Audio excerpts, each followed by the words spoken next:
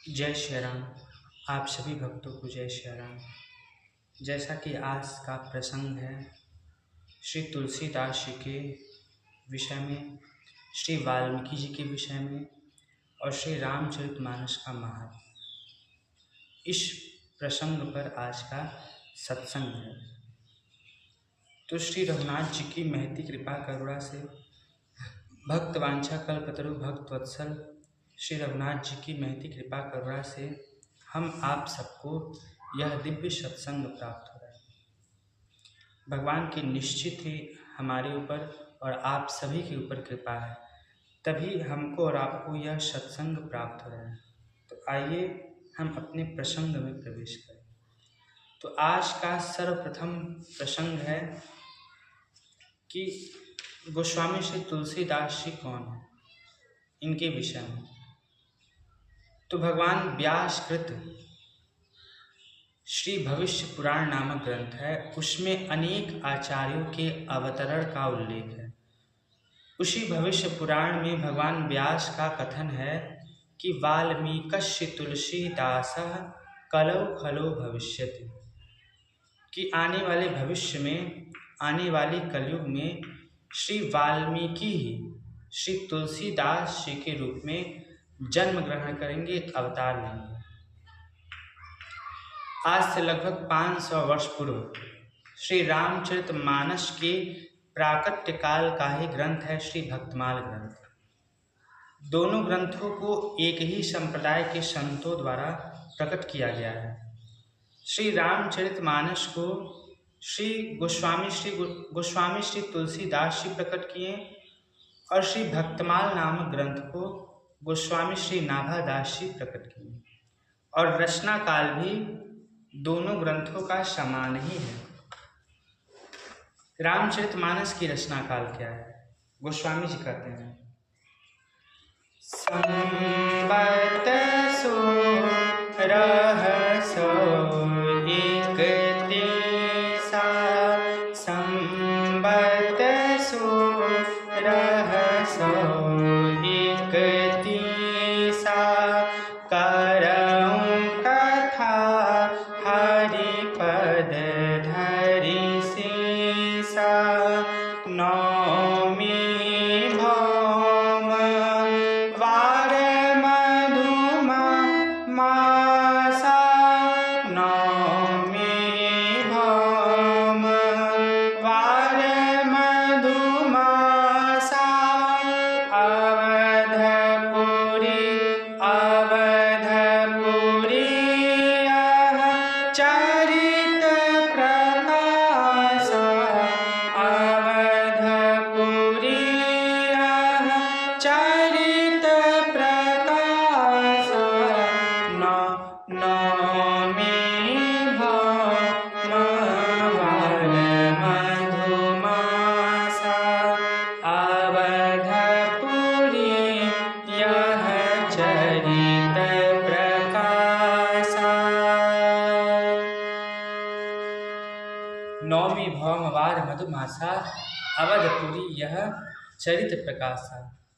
संवत 1631 में चैत्र शुक्ल रामनवमी के दिन, मंगलवार के दिन, श्री राम जी के अवतार काल में जो लग्न, जो योग उपस्थित था, वही लग्न, वही योग, वही ग्रह, वही नक्षत्र संवत 1631 में चैत्र शुक्ल रामनवमी दिन मंगलवार को उपस्थित हो गया। और उसी पवित्र अवसर पर गोस्वामी जी ने इस रामचरितमानस को प्रकट किए। विचारकों का बहुत कुछ कहना है कि इतने वर्ष, इतने महीने, इतने दिनों में रामचरितमानस का प्राकट्य लिखा गया, निर्माण किया गया। ये विचारकों का कथन है, परंतु हमारे सिद्ध संत जनों का मत कुछ अलग है। हमारे गुरुजनों का कथन है कि चैत्र शुक्ल रामनवमी के दिन ही संपूर्ण ग्रंथ को लिख दिया गया। जी हाँ, नौमी भौम वार मधुमासा, अवधपुरी यह चरित प्रकाशा। नौमी भौम वार मधुमासा यानी चैत्र शुक्ल रामनवमी को ही यह संपूर्ण ग्रंथ को प्रकट कर दिया गया।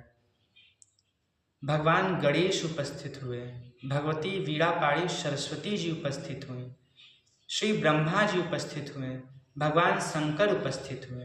सबसे पहले ब्रह्मा जी ने बाबा को कागज दिया, सरस्वती जी लेखनी दी और भगवान शंकर समाधिस्थ होकर गोस्वामी जी को आज्ञा दिए कि आप ग्रंथ को प्रकट करिए। और गोस्वामी जी ने केवल 8 घंटों में संपूर्ण रामचरितमानस को प्रकट कर दिया। ऐसा हमारे परमहंस जी महाराज कहते हैं, ऐसा सिद्ध संत जनों का कथन है। और रामचरितमानस की अनेक प्रतियां भी उसी समय तैयार की गई। कुछ प्रतियां ब्रह्मलोक गई, कुछ प्रतियां शिवलोक गई, अनेक लोकों में अनेक प्रतियां गई। कितनी प्रतियां उसी समय तैयार की गई और संपूर्ण देवताओं ने, सिद्धों ने, ऋषियों ने प्रकट होकर इस रामचरितमानस ग्रंथ को आशीर्वाद प्रदान किया। इसलिए यह आशीर्वादात्मक ग्रंथ है। हिंदी भाषा ग्रंथ होने के बाद भी यह रामचरितमानस आशीर्वादात्मक ग्रंथ है। इसलिए बड़े बड़े कवि हुए भक्ति काल में, बड़े बड़े विद्वान हुए भक्ति काल में, परंतु जो स्थान रामचरितमानस को प्राप्त हुआ वह स्थान आज तक संसार के किसी भी हिंदी भाषा ग्रंथ को प्राप्त नहीं हुआ। इसलिए महापुरुषों का कथन है कि वस्तुतः राम जी त्रेता युग में एक बार अवतार लिए, परंतु फिर हम सब कलिमल जीवों के ऊपर कृपा करने के लिए भगवान पुनः उसी लग्न, उसी मुहूर्त में भगवान का ग्रंथावतार हुआ। उसी पवित्र अवसर पर चैत्र शुक्ल रामनवमी के दिन संवत 1631 में भगवान का श्री रामचरितमानस के रूप में ग्रंथावतार हुआ। अब व्यास जी के कथन से ये सिद्ध होता है कि वाल्मीकि जी ही तुलसीदास जी हैं, वाल्मीकि जी के ही अवतार तुलसीदास हैं। अब वाल्मीकि जी कौन है, तो इस विषय में वाल्मीकि जी कौन है, इस विषय में स्वयं वाल्मीकि जी अपनी कृति श्रीमद् वाल्मीकि रामायण में अपना परिचय दे रहे हैं। कब परिचय दे रहे हैं, तो जब जगत जननी पराम्बा आदिशक्ति जगदम्बा श्री जानकी जी का अंतिम परीक्षा हो रहा था, जब जानकी जी भूगर्भ में प्रवेश करने वाली थी, उस समय वाल्मीकि जी भगवान से कह रहे हैं, अपना परिचय देते हुए भगवान से कह रहे हैं कि प्रचेत सोहम दसमः पुत्रो राघव नंदना न स्मरामृतम वाक्य मीमो तू तव पुत्र का। वाल्मीकि जी कह रहे हैं कि हे रघुनंदन, मैं प्रचेता नामधारी महर्षि भृगु का 10वां पुत्र हूँ और मेरे मुख से कभी झूठ बात निकली हो इसका मुझे स्मरण भी नहीं है। इसलिए मैं सत्य सत्य कहता हूँ, ये लव और कुश आपके ही पुत्र हैं। बहुवर्ष सहस्त्राणि तपश्चर्या मया कृता नोपासनीयाम फलम तस्या दुष्टेयम यदि मैथिली। हे रघुनंदन, मैंने कई हजार वर्षों तक भारी से भारी तपस्या की है। यदि मिथिलेश कुमारी श्री जानकी में कोई दोष हो तो मुझे उस तपस्या का फल न मिले। मैं प्रचेता नामधारी महर्षि भृगु का 10वां पुत्र हूँ। इस प्रकार वाल्मीकि जी ने अपना परिचय देते हुए सीता जी के विषय में कुछ कहा। तो इस प्रसंग से वाल्मीकि जी के विषय में जो अनेक प्रकार की भ्रांतियां वो अपने आप समाप्त हो जाती हैं। फिर आप सब कहेंगे कि अनेक जगहों पर वाल्मीकि जी को कोल भील होने की बात लिखी गई है, उसकी संगति कैसे बैठेगी, गोस्वामी जी की ये पंक्ति कैसे बैठेगी। गोस्वामी जी वाल्मीकि जी के विषय में क्या कर रहे हैं, जाने आदि कवि नाम प्रताप, जाने आदि कवि नाम प्रताप, भयउ सुध करि उलटा जापो, उलटा जपत जग जाना, उलटा नाम जपत जग जाना,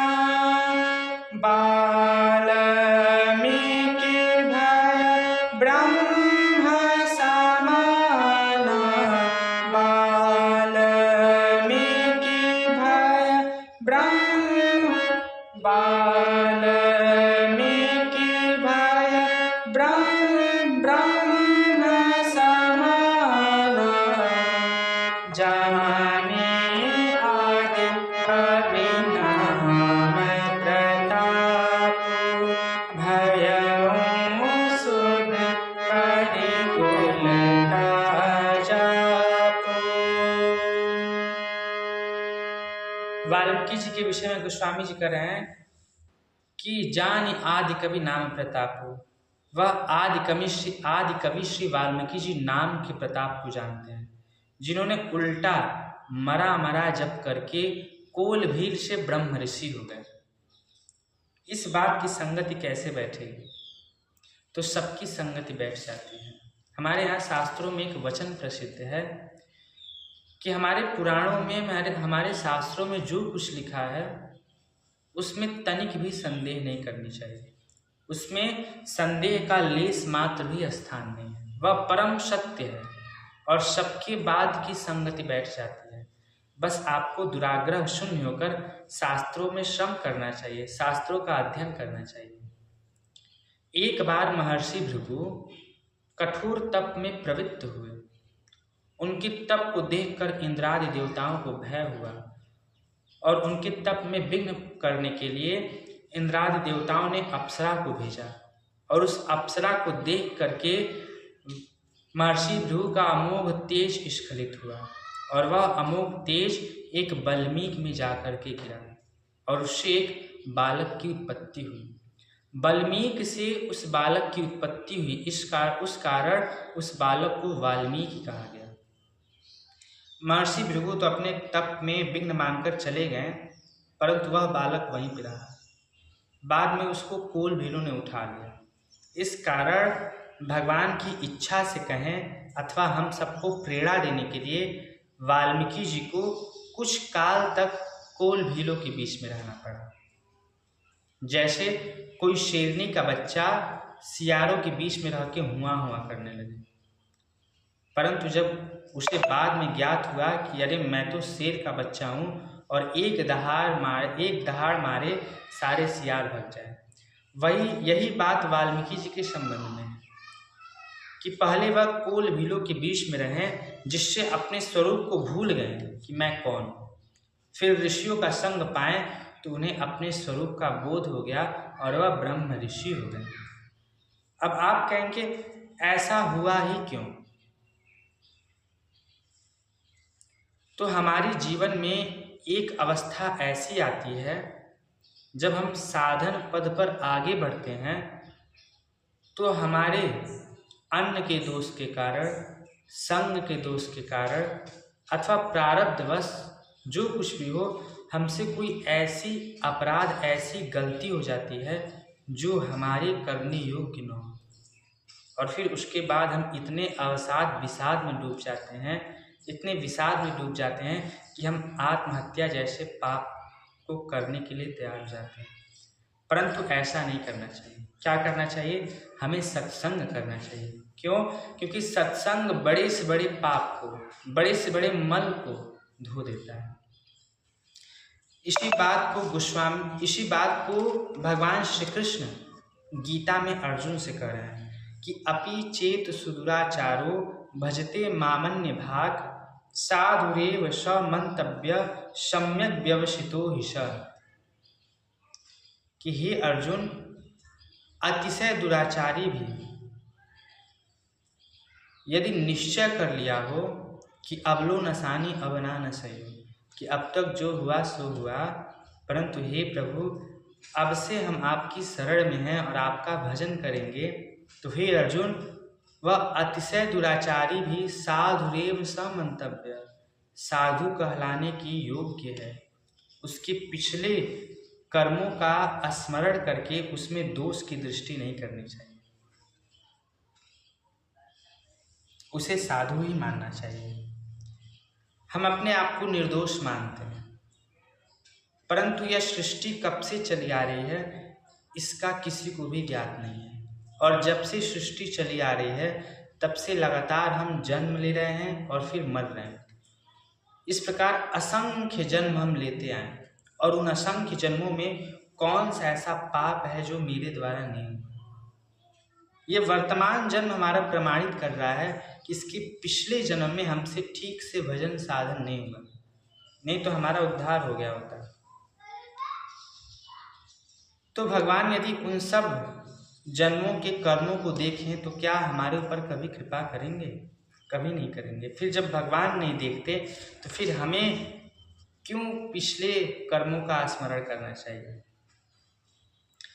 इसलिए हमें किसी के भी पिछले कर्म का स्मरण करके उसमें दोष की दृष्टि नहीं करनी चाहिए।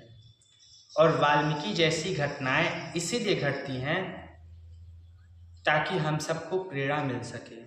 उसमें वाल्मीकि जी का भोग कारण नहीं है कि उनका कुछ ऐसा भोग रहा होगा जिससे उनको कोल भीलों के बीच में रहना पड़ा, चाहे उनका ऐसा कुछ कर्म बिगड़ा होगा जिससे उनको कोल भीलों के बीच में रहना पड़ा। नहीं, ऐसा नहीं है। वाल्मीकि जी जैसे महापुरुष इस समाज के लिए उदाहरण बनना चाहते हैं, इसलिए उनके जीवन में ऐसी घटनाएं घटित होती हैं। इस घटना से कितनी बड़ी प्रेरणा हम सबको मिलती है।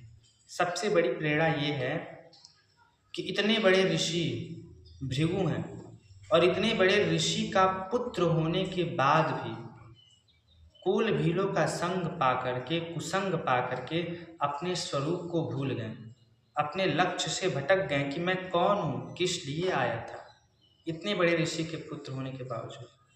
अब बताइए, हम सब जो कलिमल ग्रसित जीव हैं, यदि ऐसे ही कुसंग करते रहेंगे, ऐसे ही दुष्ट लोगों का संग करते रहेंगे तो सदा सर्वदा अपने स्वरूप को भूले रहेंगे, सदा सदा अपने लक्ष्य से भटके रहेंगे। एक प्रेरणा तो ये, और दूसरी प्रेरणा ये कि एक कोल भील थोड़ा सा सत्संग पा करके, थोड़ा सा ऋषि का संग पा करके एक कोल भील ब्रह्म ऋषि हो सकता है, जिसके मुख से राम राम का उच्चारण न हो। वह राम जी के चरित्र पर इतना बड़ा ग्रंथ लिख सकता है, थोड़ा सा संग पा करके, संतों का थोड़ा सा सत्संग पा करके। तो हम सब सत्संग सुन करके, सत्संग पा करके, ऋषि का संग पा करके क्यों नहीं भगवान को प्राप्त कर सकते? हमारा क्यों नहीं कल्याण हो सकता है? हो सकता है, हमारा भी कल्याण हो सकता है। इसी बात की प्रेरणा देने के लिए ऐसी घटनाएं घटित होती हैं। उसमें वाल्मीकि जी का भोग कारण नहीं है कि उनको कोल भीलों के बीच में रहना पड़ा, वो हम सबके लिए उदाहरण बनना चाहते थे। मूल में वाल्मीकि जी हैं कौन? मूल में वाल्मीकि जी कौन है? तो जब वेद वेदांत तत्व, ब्रह्म तत्व जब श्री राम के रूप में अवतरण होने को निश्चय हुआ, जब वह ब्रह्म तत्व श्री राम के रूप में इस धरातल पर अवतरण लेने को निश्चय की, तब वेदों ने विचार किया कि हमारे प्रभु तो श्री राम हैं, हमारे प्रभु श्री राम हैं, और वह जब इस पृथ्वी पर, इस धरा पर अवतार ले रहे हैं, तो हम सब वेदों को भी अपने प्रभु की सेवा करने के लिए, उनके चरित्रों को प्रकाशित करने के लिए, उनके यशोगान के लिए हम सब वेदों को भी इस पृथ्वी पर अवतार लेना चाहिए। इस विचार के बाद वह वेद ही इस पृथ्वी पर श्रीमद् वाल्मीकि रामायण के रूप में अवतार लिए। अब वेदों को प्रकट किसने किया? वेदों को ब्रह्मा जी ने प्रकट किया। और जब वेद इस धरा पर अवतार लेना चाहते थे एक ग्रंथ के रूप में, तो उनकी सहायता करने के लिए ब्रह्मा जी ही वाल्मीकि के रूप में अवतार लिए और वेदों का अवतरण श्रीमद् वाल्मीकि रामायण को इस धरा, इस पृथ्वी पर प्रकट किए। तो मूल में वाल्मीकि जी कौन है? श्री ब्रह्मा जी हैं। परंतु वाल्मीकि रामायण प्रकट तो हुआ, संस्कृत में हुआ, और कलयुग के आते आते लोगों की बुद्धि अल्प हो गई, लोगों में संस्कृत के ज्ञान का अभाव हो गया। अब श्री राम के चरित्रों के बारे में लोग कैसे जाने? तब फिर वही वाल्मीकि जी इस कलिकाल में तुलसीदास के रूप में अवतार लिए, और वही वाल्मीकि रामायण श्री रामचरितमानस के रूप में अवतार लिए। देखिए, वाल्मीकि रामायण भी श्रेष्ठ है। वाल्मीकि रामायण में भी श्री राम जी की भगवत्ता का निरूपण है, परंतु राम जी के भगवत्ता का निरूपण पद पद पर जैसा श्री रामचरित मानस में है, वैसा राम जी के भगवत्ता का निरूपण पद पद पर वाल्मीकि रामायण में नहीं है। कारण क्यों नहीं है? इसलिए नहीं है क्योंकि उस काल में श्री राम जी के ईश्वरता के प्रति, किस काल में? त्रेता युग में। उस त्रेता काल में श्री राम जी के ईश्वरता के प्रति, भगवत्ता के प्रति किसी को भी संदेह नहीं था। परंतु कलयुग में ऐसे अभागे जीव आज भी हैं जो श्री राम को केवल काल्पनिक मानते हैं, उनको केवल एक पुरुष मानते हैं, ब्रह्म तत्व उनको मानते ही नहीं। ये समस्या कलयुग की थी, त्रेता युग की नहीं थी। इसलिए त्रेता युग में वाल्मीकि रामायण प्रकट हुआ और कलयुग में रामचरितमानस प्रकट हुआ। और इस समस्या के कारण गोस्वामी जी ने रामचरितमानस में पद पद पर श्री राम जी के भगवत्ता का निरूपण किया। तो राम जी के परब्रह्म स्वरूप को प्रतिष्ठित करने का कार्य गोस्वामी श्री तुलसीदास जी की।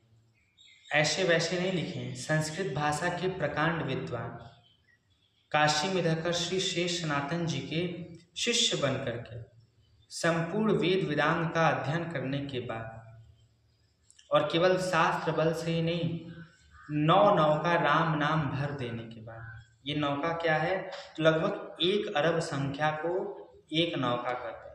तो 9 अरब संख्या को 9 नौका कहेंगे, यानी लगभग 9 अरब राम नाम का उच्चारण, राम नाम का जप करने के बाद। आप सब कहेंगे हम ऐसे ही कर रहे, नहीं, वाल्मीकि श्री तुलसीदास जी के प्रति संदेह नहीं करना चाहिए। वह महान ऋषि थे, जन्म लेते ही वह राम नाम का उच्चारण किए, इसलिए उनका नाम पड़ा राम बोला और अंतिम क्षण तक राम नाम का उच्चारण किया। और इस रामचरितमानस में भी गोस्वामी जी कह रहे हैं कि केवल राम नाम का ही बल है। गोस्वामी जी कह रहे हैं, एहि महारघुपति नाम उदारा, एहि महारघुपति नाम उदारा, अति पावन पुराण श्रुति सारा, एहि महारघुपति नाम उदारा, एहि महारघुपति नाम उदारा, अति पावन पुराण श्रुति सारा, एहि महारघुपति नाम उदारा। गोस्वामी जी कह रहे हैं कि इस रामचरितमानस में भी केवल राम नाम का ही बल है, केवल राम नाम का ही प्रकाश है। गोस्वामी जी का जन्म कब हुआ? 1554 विषय कालिंदी के तीर, सावन शुक्ला सप्तमी, तुलसी धरियो शरीर। संवत 1554 में गोस्वामी जी का जन्म होता है और मानस जी को प्रकट कब करते हैं? 1631 में। कितने वर्ष का अंतराल है? 77 वर्ष का अंतराल है। 77 वर्ष तक संपूर्ण भारत की 3 बार पैदल परिक्रमा करने के बाद उत्तराखंड में श्री नर नारायण का साक्षात दर्शन करने के बाद व्यास गुफा में भगवान वेद व्यास का दर्शन करने के बाद फिर श्री सीताराम जी का दर्शन, हनुमान जी का दर्शन, विश्वनाथ जी का अनुग्रह और अन्नपूर्णा माता की इतनी कृपा कि बाल्यावस्था में काशी की अन्नपूर्णा माता उनको प्रकट होकर खीर खिला खिलाकर पाली पोसी, इतनी कृपा। और फिर 77 साल की परिपक्व आयु में गोस्वामी जी ने इस रामचरितमानस को प्रकट किया। इसलिए यह रामचरितमानस गोस्वामी जी के संपूर्ण जीवन का सार है। यह रामचरितमानस उनकी संपूर्ण तपस्या का फल है। यह रामचरितमानस धर्म सम्राट स्वामी श्री करपात्री जी महाराज चतुर्मास में काशी में उनका प्रवचन होता था। ये चतुर्मास क्या है? सावन भादो कुआर कार्तिक 4 महीने को चतुर्मास कहते हैं। तो इन 4 महीनों में धर्म सम्राट स्वामी श्री करपात्री जी महाराज काशी में विराजते थे और ज्ञान वापी पर उनका प्रवचन होता था। उनका एक नियम था कि इन चतुर्मास में वह हिंदी नहीं बोलते थे, केवल संस्कृत बोलते थे। संस्कृत में प्रवचन भी करते थे और प्रवचन के बाद लोगों से जब वार्तालाप करते थे वह भी संस्कृत में ही करते थे। परंतु एक विलक्षण बात यह थी कि अपने प्रवचन में, अपने वक्तव्य में वह रामचरितमानस की चौपाइयों को बोलते थे। वहाँ के पंडितों में चर्चा हुई कि धर्म सम्राट स्वामी श्री करपात्री जी इन 4 महीनों में हिंदी नहीं बोलते, परंतु रामचरितमानस की चौपाइयों को गाते जरूर हैं, और ये चौपाइयाँ तो हिंदी में हैं, इससे उनका नियम टूट जाता है। लोगों ने कहा कि आप केवल रामचरितमानस की चौपाइयों के अर्थ को संस्कृत में समझा दीजिए, चौपाइयों को मत बोलिए, इससे आपका नियम टूट जाता है। स्वामी श्री करपात्री जी महाराज के नेत्र सजल हो गए, उनकी आंखों में आंसू भर आए। वह बोले कि हिंदी भाषा ग्रंथ होने के बाद भी मैं रामचरितमानस को वेद से कम आदर नहीं देता, इनकी चौपाइयों को वेद मंत्र से कम आदर नहीं देता। यह रामचरितमानस साक्षात वेद है। ऐसी निष्ठा उनकी रामचरितमानस जी के प्रति थी। इसलिए गोस्वामी श्री तुलसीदास जी का हम सब जीवों के ऊपर बहुत बड़ी कृपा है, जो उन्होंने इस महान ग्रंथ को हम सब लोगों के लिए उपलब्ध कराया। इसलिए हमें सदा गोस्वामी जी के प्रति कृतज्ञ होना चाहिए। आज हम अपनी वाणी को यहीं पर विराम करते हैं। आप सभी को जय श्री राम।